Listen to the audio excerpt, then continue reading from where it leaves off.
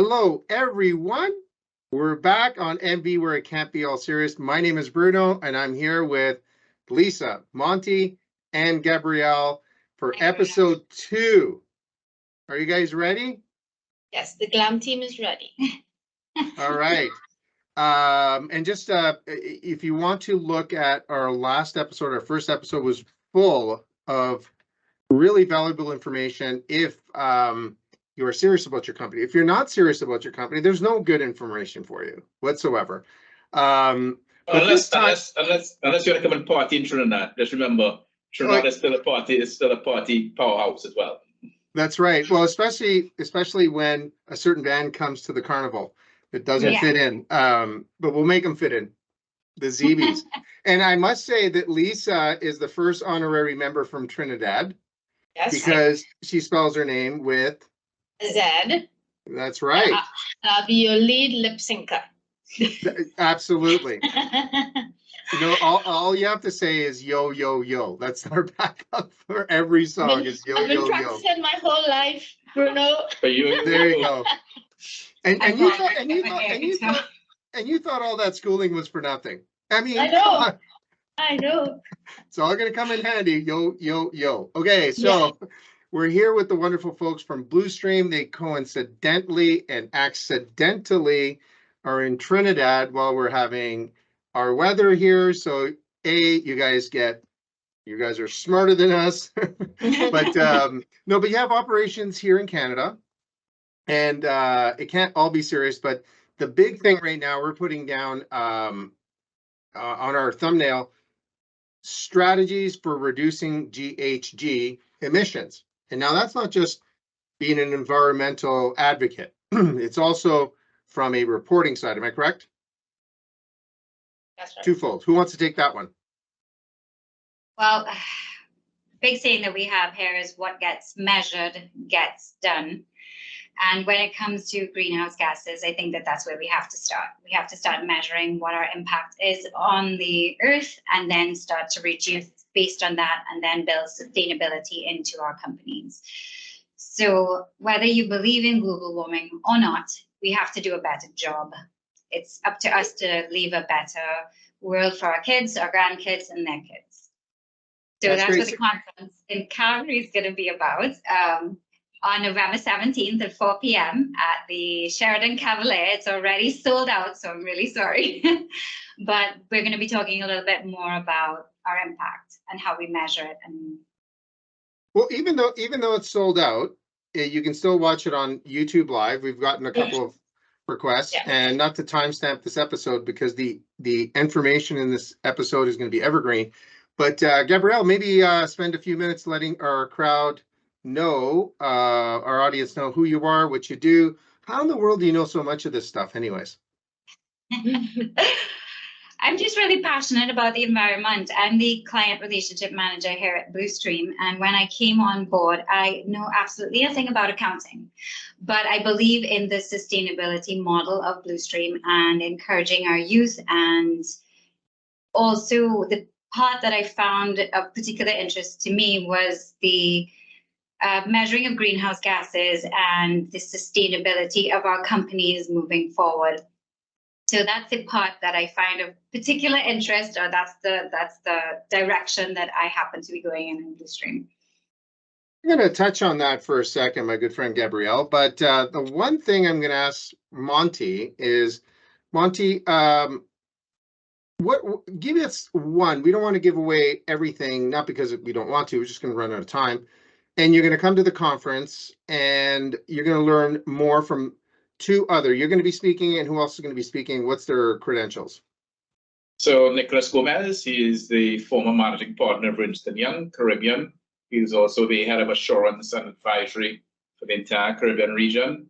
And then we have Frank Teelucksingh, from Coastal Dynamics, our business partner. He has the largest environmental engineering firm in the Caribbean. Has worked extensively with all of the major oil and gas companies, BP, Shell, Enron, etc. And a little tidbit, Trinidad and Tobago is the largest emitter of CO2 per capita because of our industry, right? It could be a good or bad statistic, but we understand it because we understand oil and gas, we understand measurement. And those are the three speakers that will be there, experts in their own field. And one very important thing is we're looking at the whole GHG very differently to a lot of folks. We're not about the fluff and fancy reports about, what we should be doing and so on. What we're saying is, listen, at the end of the day, right, we just need to measure it, and that's the baseline. And we have to be very pragmatic and realistic as to how we move that into the right direction. It can't happen overnight because, you need to be commercially savvy about it. It needs to make economic sense. And that's what we understand very well, how we measure it and how we work with you to get those numbers down over time in a very sustainable way so that all your stakeholders understand what you're doing. And, that stranded brilliance that Lisa spoke about, we're actually leveraging from our oil and gas experience and have created a sustainability model that's pragmatic, realistic, and very simple for non-energy companies to understand and implement within their businesses. And that's what we're talking about in Calgary. So we're not tree huggers. We're not stating you must go to zero immediately. We're stating here we're going to be help you land this plane smoothly in a very practical, pragmatic way, so that everything is fine, not just land, right? And that's what we're passionate about. Yeah. The interesting thing that, as far as I'm concerned, that when we first met and I started understanding what you and your company were doing, is that you're not labeling you're good or bad. It just is. Exactly. We just need to deal with this. And, there's a lot of people have given me so many examples, like wearing a seatbelt. You're for it or against it, you still have to wear it or you get a ticket. So it's like, you got to deal with this. And what I find very reassuring, Bruno, is not just the compliance aspect of it, where they're saying, okay, you have regulations you have to comply with going forward. You're also seeing that investors are looking at your social license, your environmental license, and saying, we need you to raise the bar here if you want to be considered for investment. That's reassuring. And then it's also reassuring from the customer point of view, where you have a generation of Gen Zs and millennials that are coming up and saying, hey, we need transparency in what you're doing. We're looking for that as well. And we're not looking for a story. We want to see numbers. We want to see facts. We want to see that you're actually doing something. So that's very reassuring for us as well, to see that we have multiple stakeholders on board towards making a difference. Or put another way, we're data-led. Yeah. We're not talk. We're data-led. Our actions speak louder than our words. And actions mean data-led, understanding what we have, and being pragmatic in landing that plane. We're going to be talking about something in a minute.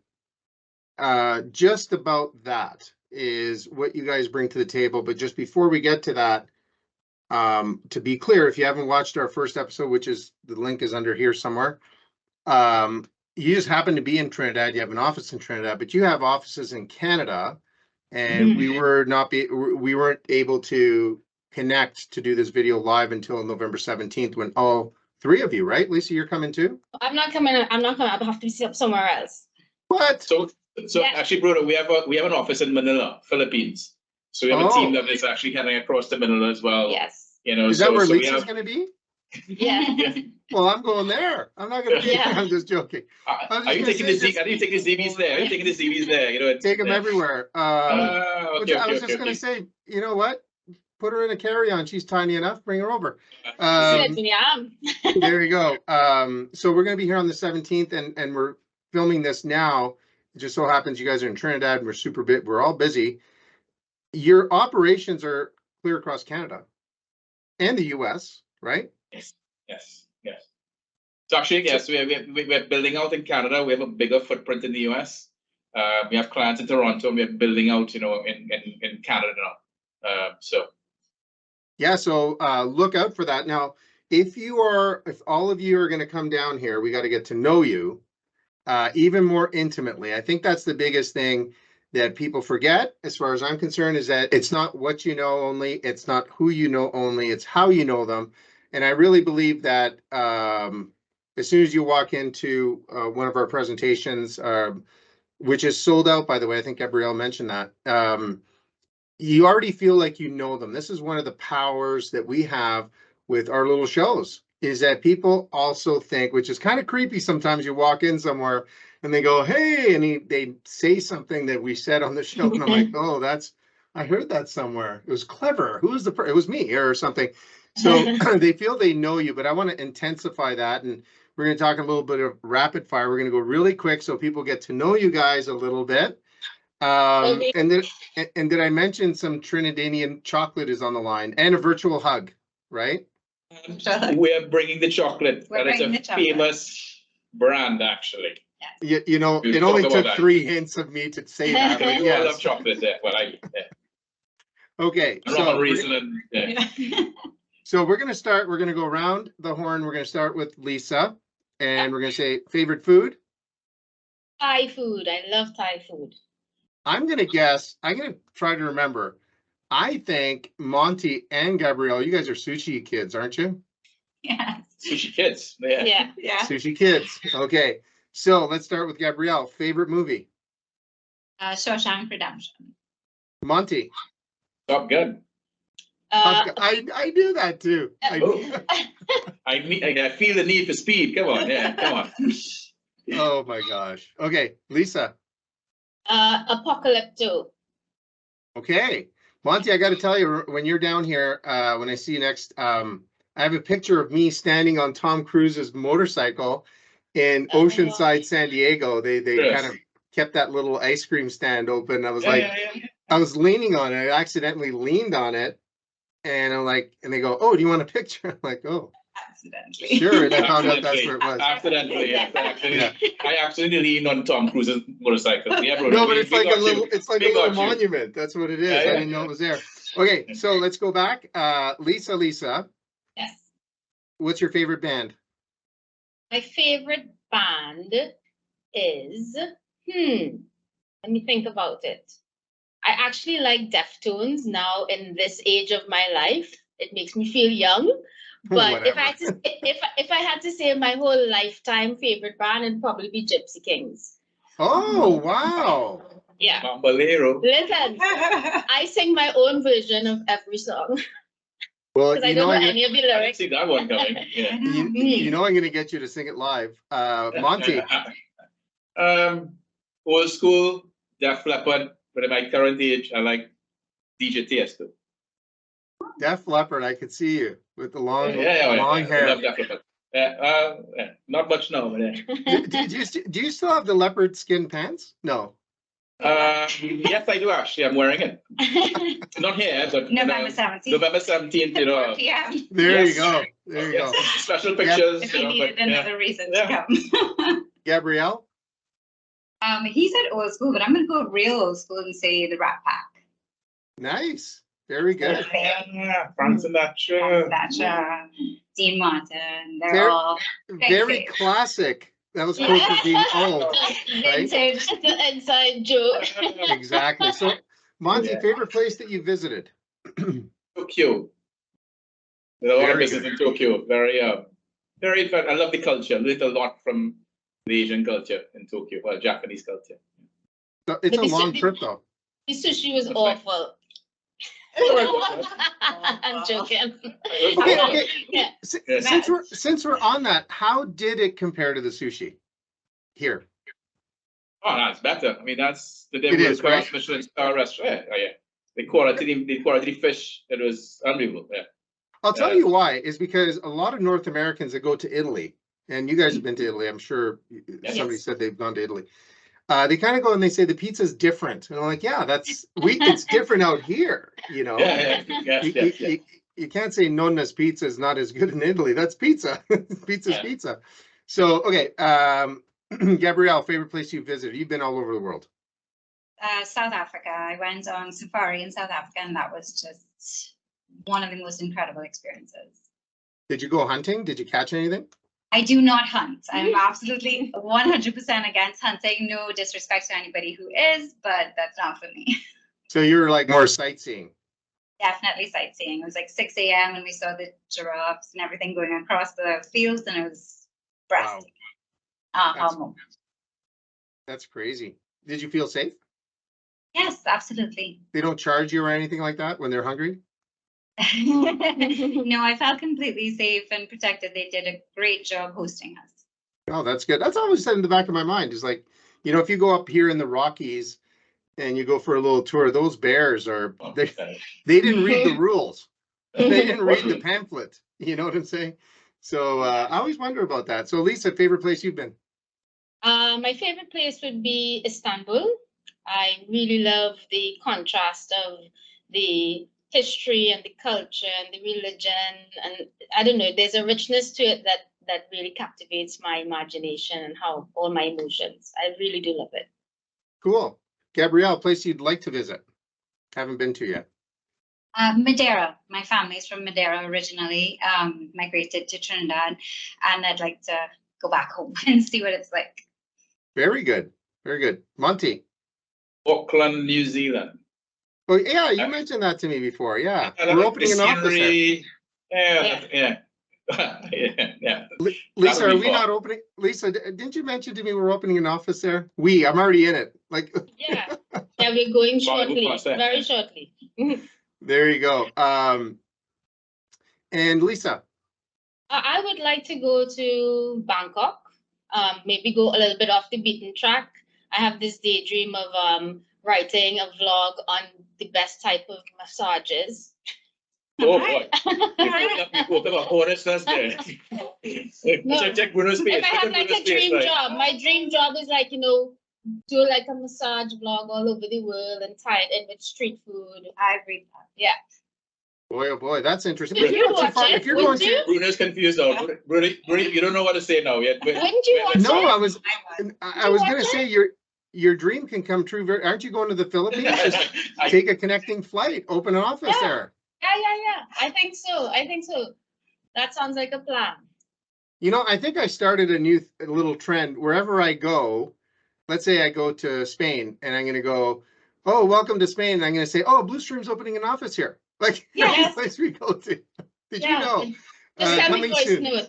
Send the voice note. Pretty much. Yeah, coming soon. All right, Gabrielle, person that you would love to meet that's alive. Alive.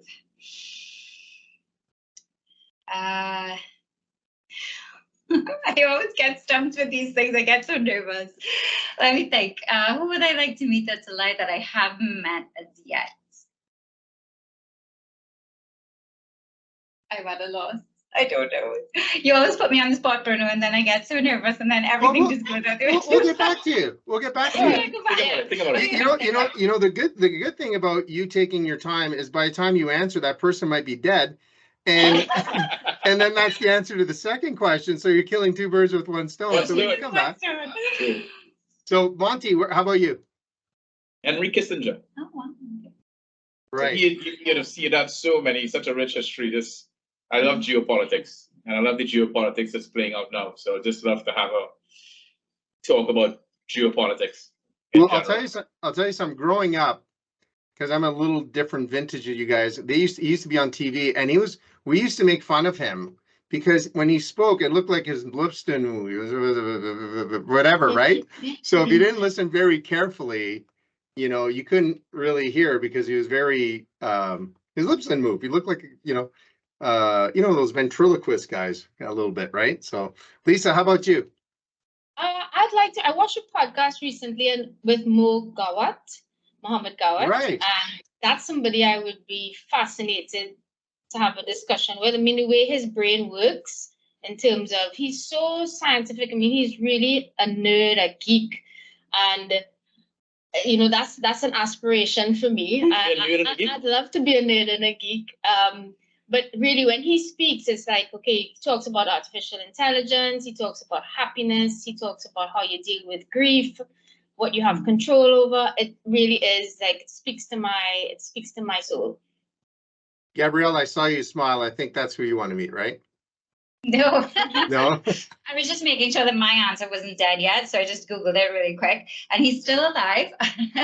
But I would really, even though it took so long to circle back, he's still alive. He's a little older now. Just a tad older, a year or 5. I recently listened to a podcast as well by Dr. Gabon Mate, and I have the biggest crush on his brain. And I would really like to sit down and just explore that and where he comes from. So. That's awesome. Now, I'm going to switch it around a little bit because I kind of, you guys are getting the role, but you probably would never guess this. But I'm going to ask you, and you have 1 second to answer for 15-second answer. Okay. Are you ready? Because you know, I'm not going to pretend I know you guys that well. I'm not going to take claim over that because everybody's going to think I'm hanging with you cool guys. But maybe one day, November 14th. November 17th and 17th. on. But here's what I'm going to ask you, and I really mean this. I want you guys to close your eyes because this is really tough because I've gotten to know you a little bit, and I know all three of you could be anywhere, any company, any place. I already know probably 300 people I can connect you and you can get a job at or be a partner in the business.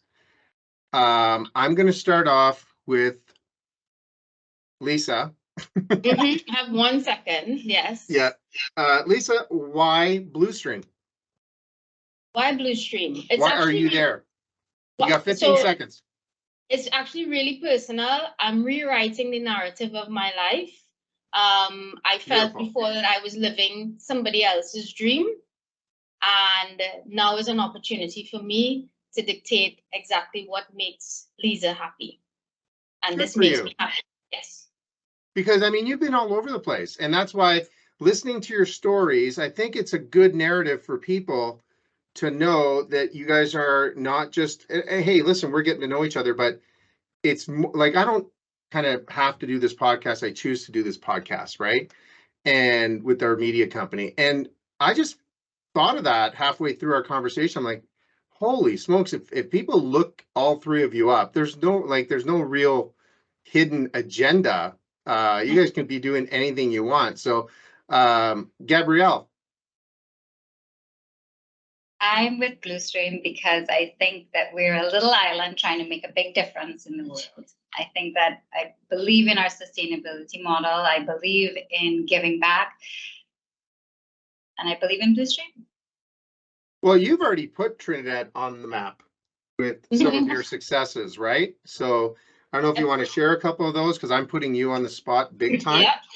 But you should, I mean, listen, you should be absolutely proud of that. I mean, I know you are, but why don't you let the viewers know like some of your accomplishments, because you have put Trinidad on the map also. Well, I'm a former Miss Trinidad and Tobago, both at Miss World and Miss Universe. The single thing that I guess I'm most proud coming out of that is my charity work. I was Miss Beauty with a Purpose 2008, and it was because of my work with kids with cancer. So we built the largest oncology ward in the English-speaking Caribbean here in Trinidad, and that's the single proudest moment that I have, just working with those kids and being able to give back. And I think, I'm just one little, you know, just one person on this whole earth, but I just think that's amazing. Both what, you know, all three of you are doing. That's why I asked the question. So Monty, you could be doing anything you want in the world. Why this Blewstream? Why do you even care about doing this? Because I sort of see a new model. I see where my past experiences or where I'm in life, you know, how I could sort of mentor the younger generation and really give them a better opportunity to make the world even a better place through my own learnings. That's one. And secondly, I'm always learning. Even starting this journey, you know, it's been a learning experience. And I love journeys. You know, so all of my previous companies that I created, the journey was the most important part. Not the beginning or the end, but the journey, the people you meet, the learnings, and how you sort of create magic with the right people around you, the right values, and so on. So that's really the passion. And if you don't do it, I'll be sitting down doing what? Exactly. So it keeps me alive, and it's keeps me going. You know, so and I'm passionate about it. I think it's just, I really honestly think it's amazing. And that question just came to mind because I'm like, wow, what are the chances that all of you kind of get together all at once and don't need to be together? You guys were very successful separately. Listen, I'm not getting paid to do any of this stuff. So I have no dog in the race kind of thing. And boy, oh boy, like when you three put your heads to doing something, look out. So companies, look out. You're going to get some stuff done. You guys got a chance to ask me one quick question each, I think, if I survive. But let's go first. Monty. Monty in the middle. Monty, hey, it's a new sitcom, Monty in the Middle. Yes, we can syndicate it very well there. What would be, what's your favorite color? Oh, blue. Yankees blue. Oh, absolutely. Yeah. 10 points for you. You win. Yeah, you got it. Yeah. You see? Yes. 150% Yankees blue. Blue, I like the Blue Jays too. Blue Jays blue too, because I have to be a Canadian fan. But the Yankees, it's a long story why I'm completely enamored with the Yankees, if that's an appropriate word. But I love the New York Yankees. Yeah. Lisa. I'm gonna ask you a harder question. If you could go back to a decade in your life for a redo or a relive, which decade would it be and why? Which decade? Well, you know, I'm going into my 3rd century of life, so I'm that old. Finally. Yeah, no, I think that I would go through my 2nd decade, whatever year that was, because it intertwines. I'm a tweener baby in terms of years. So after I was, you know, that's a really good question. I was talking to somebody about this, is that the first decade or so we had very little. Never went on vacation, worked 7 days a week, my family. And I didn't know any different, but every one of my sports teams won. And we had nothing. We had 2 channels on TV. We had a couple of families living. Yeah, we only had 2 channels as well. Yeah, growing up really, really young, we had, you know, 1 or 2 families living in the same house because we were immigrants, and I didn't know the difference. And then later on, obviously, everybody got their house, but like my uncle lived with us forever, it seemed, and he was great.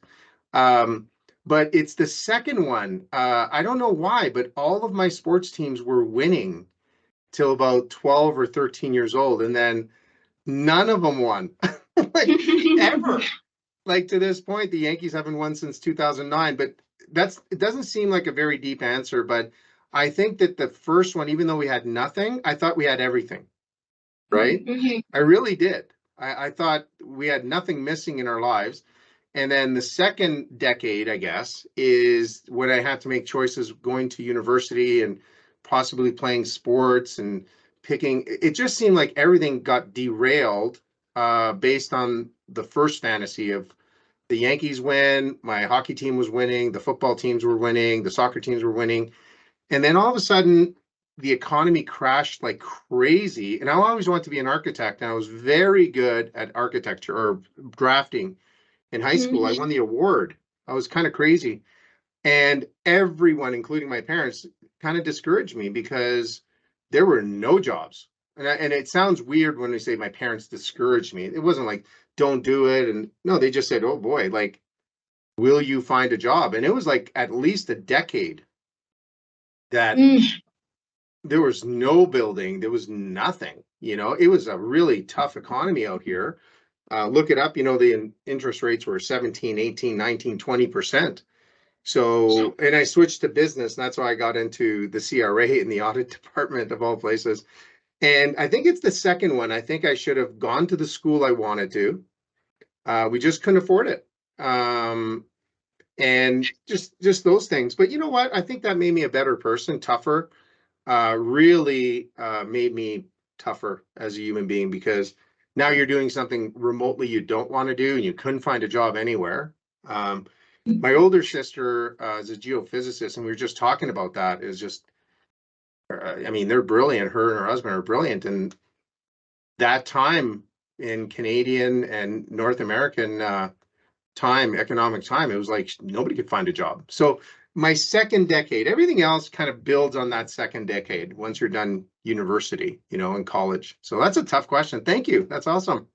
Yeah, just weird to say that, you know, to change anything would be to change everything. Oh yeah. I'm telling you one thing. If I would have gone, I'm not gonna.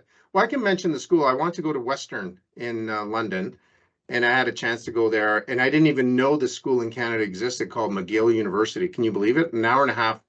And I think that had I really pushed it, because I was French Canadian too. So had I gone to McGill, my life would have been completely different. Maybe better, maybe worse. Who knows? But in retrospect, that's just those are the two things I would, you know, that's the decade. That was a great decade though. But anyways, Gabrielle, you have the last question. Oh boy. I'm trying to think if to go easy on you or if to go hard on you. Your choice. Oh, go hard. Okay, what is the single best piece of advice that you've ever gotten in your life?